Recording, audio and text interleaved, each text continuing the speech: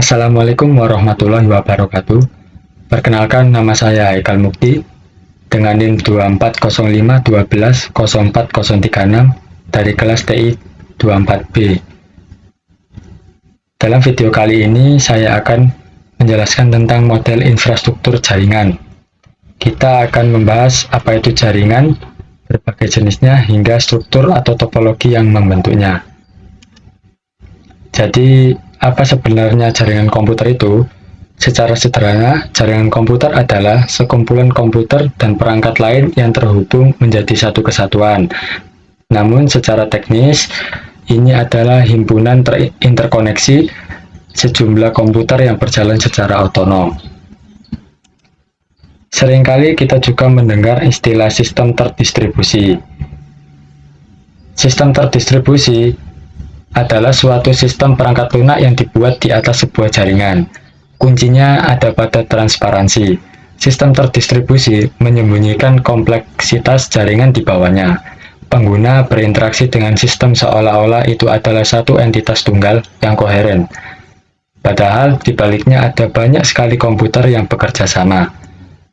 Perbedaan utama dengan jaringan komputer terletak pada perangkat lunak yang mengelola semua ini. Sistem operasi jaringan terdistribusi membuat semua sumber daya dari komputer yang berbeda tampak seperti sumber daya lokal bagi pengguna. Ini adalah contoh gambar dari jaringan komputer dan sistem jaringan terdistribusi.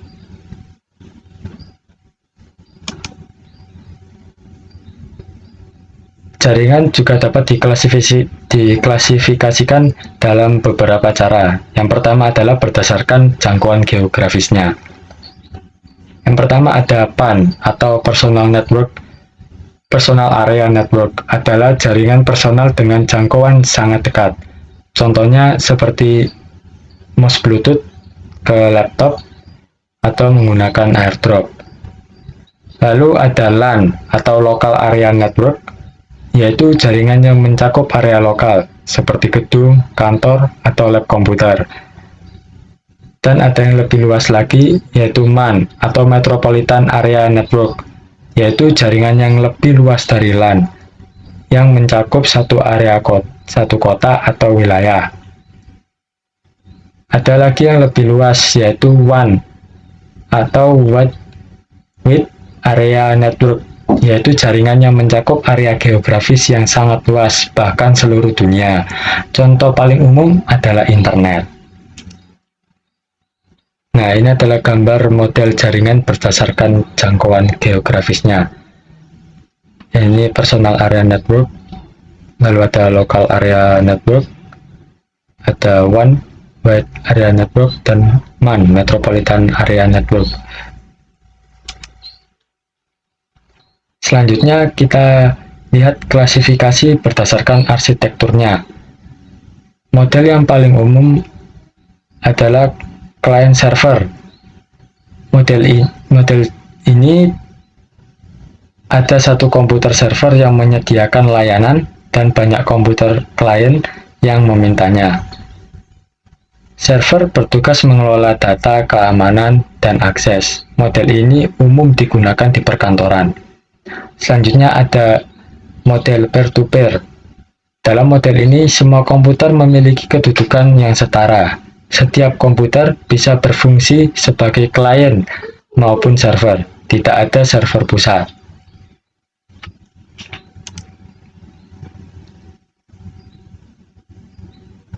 Selanjutnya, klasifikasi jaringan berdasarkan cara membangunnya.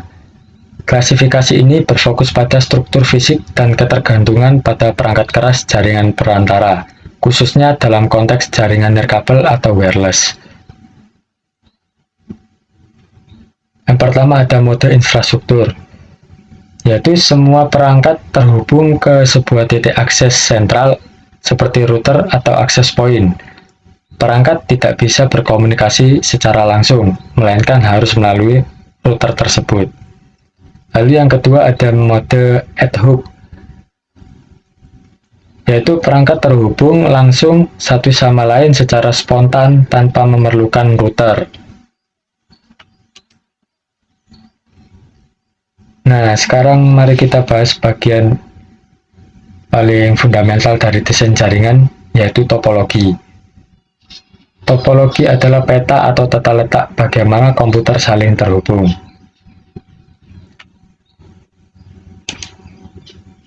Yang pertama ada topologi bus.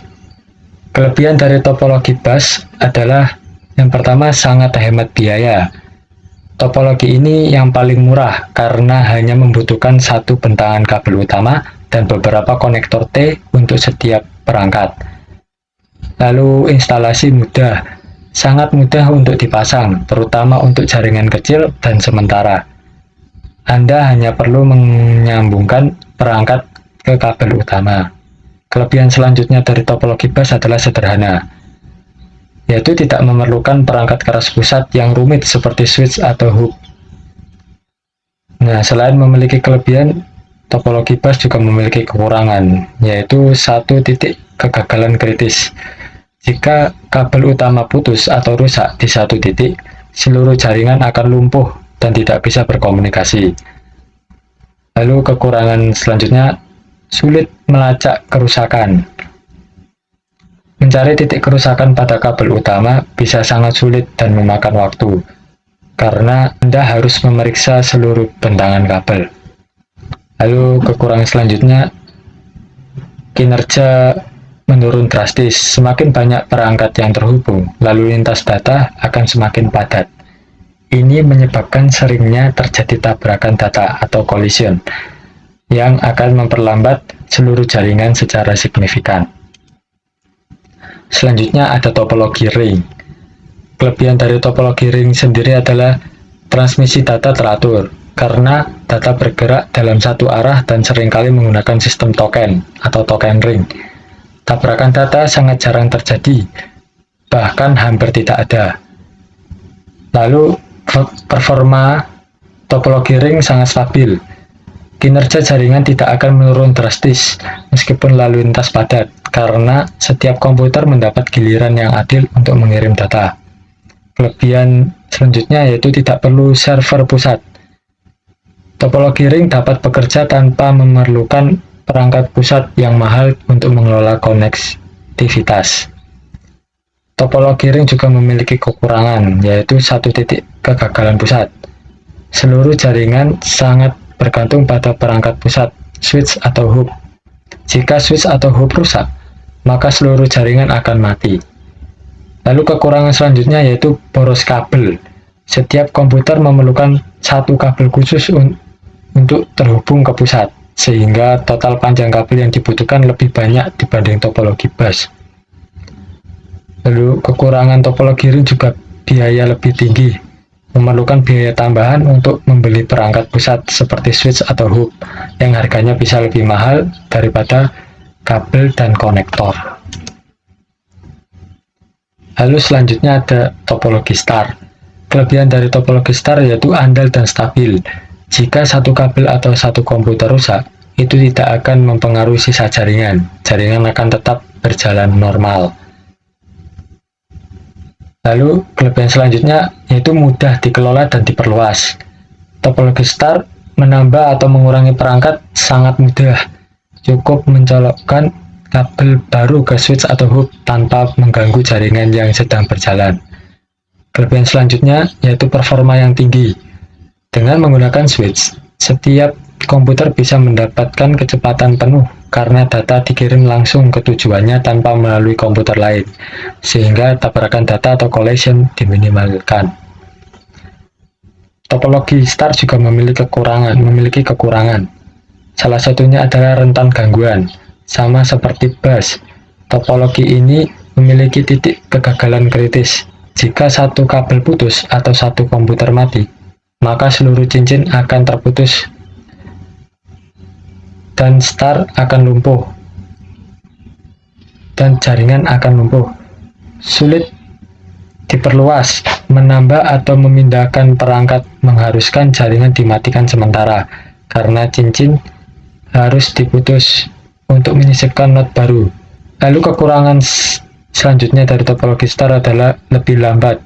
Kecepatan transmisi data dibatasi oleh perangkat paling lambat dalam cincin, karena setiap paket data harus melewati setiap komputer.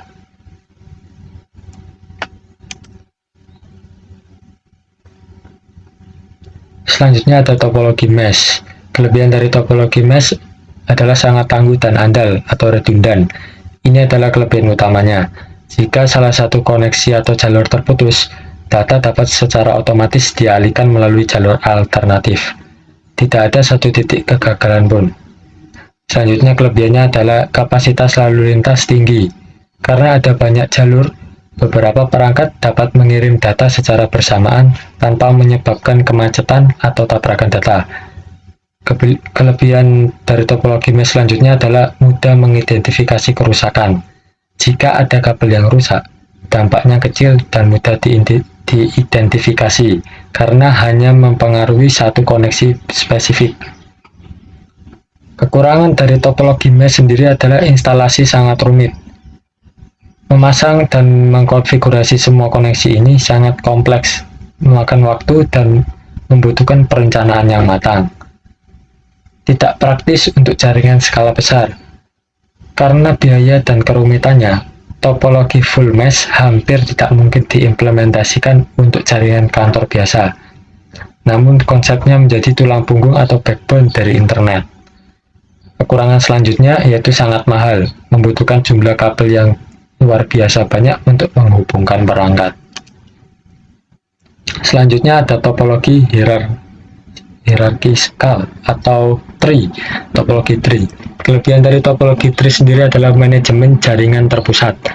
Karena jaringan terbagi menjadi kelompok-kelompok atau segmen, manajemennya menjadi lebih mudah. Isolasi kerusakan yang lebih baik. Jika salah satu titik pusat hub atau switch pada sebuah cabang rusak, hanya perangkat yang terhubung ke titik pusat itu saja yang akan terganggu. Sisa jaringan di cabang lain akan tetap berfungsi normal. Kelebihan selanjutnya yaitu jangkauan jaringan lebih luas. Dengan adanya kabel utama, jaringan dapat mencakup jarak yang lebih jauh daripada jika hanya menggunakan satu topologi. Kekurangan dari topologi tree yaitu manajemen yang kompleks. Meskipun tersegmentasi, jika jaringan menjadi sangat besar dengan banyak tingkatan hierarki, pengelolaannya bisa menjadi rumit dan sulit. Biaya lebih mahal. Topologi ini membutuhkan lebih banyak kabel daripada topologi star atau bus. Kekurangan selanjutnya yaitu ketergantungan pada kabel utama. Sama seperti topologi bus, seluruh jaringan bergantung pada kabel utama. Jika kabel utama ini putus, seluruh koneksi antar segmen akan terputus dan jaringan akan terpecah. Selanjutnya ada topologi extended star. Kelebihan dari topologi extended star yaitu jangkauan jaringan yang lebih luas. Memungkinkan perluasan jangkauan jaringan melebihi batas satu topologi star tunggal. Lalu mengurangi jumlah kabel. Dibanding jika harus menarik kabel dari satu komputer ke satu titik pusat yang sangat jauh, topologi ini lebih efisien karena hanya switch yang perlu dihubungkan ke switch utama. Kelebihan selanjutnya yaitu performa baik. Lalu lintas data di dalam satu segmen star tidak akan mengganggu segmen star lainnya, menjaga performa jaringan tetap optimal. Kekurangan dari topologi extended star yaitu ketergantungan pada switch pusat, sama seperti star biasa. Jika switch utama yang menghubungkan semua switch lainnya rusak, maka seluruh jaringan akan terputus. Lalu kekurangan topologi extended star lainnya yaitu biaya yang cukup tinggi. Memerlukan banyak perangkat switch, atau satu untuk setiap segmen star ditambah switch utama yang membuat biaya awalnya lebih tinggi. Lalu instalasi yang lebih kompleks. Meskipun tidak serumit mesh, perencanaannya lebih kompleks daripada satu topologi star sederhana, terutama dalam menentukan penempatan switch utama dan switch sekunder. Lalu selanjutnya, selain topologi ada juga klasifikasi jaringan lainnya yang berdasarkan aksesnya. Pertama ada intranet, jaringan privat yang hanya bisa diakses oleh kalangan internal, misalnya jaringan perusahaan. Lalu ada internet, jaringan global yang bisa diakses oleh publik. Klasifikasi jaringan berdasarkan media koneksi. Pertama ada wired network, jaringan yang menghubungkan kabel sebagai media transmisi. Lalu ada wireless network, jaringan nirkabel yang menggunakan gelombang radio. Lalu klasifikasi selanjutnya adalah berdasarkan tipe siaran. Yang pertama ada unicast, satu ke satu, misalnya browsing web. Lalu ada broadcast, satu ke semua, misal permintaan alamat di jaringan lokal. Lalu ada tipe siaran multicast, satu ke grup, misal streaming video ke beberapa pelanggan. Nah, itulah pengenalan dasar dari mengenai model infrastruktur jaringan, dari definisi sederhana hingga berbagai jenis topologi yang kompleks. Setiap elemen memiliki peran penting dalam cara kita terhubung di dunia digital. Terima kasih sebelumnya. Wassalamualaikum warahmatullahi wabarakatuh.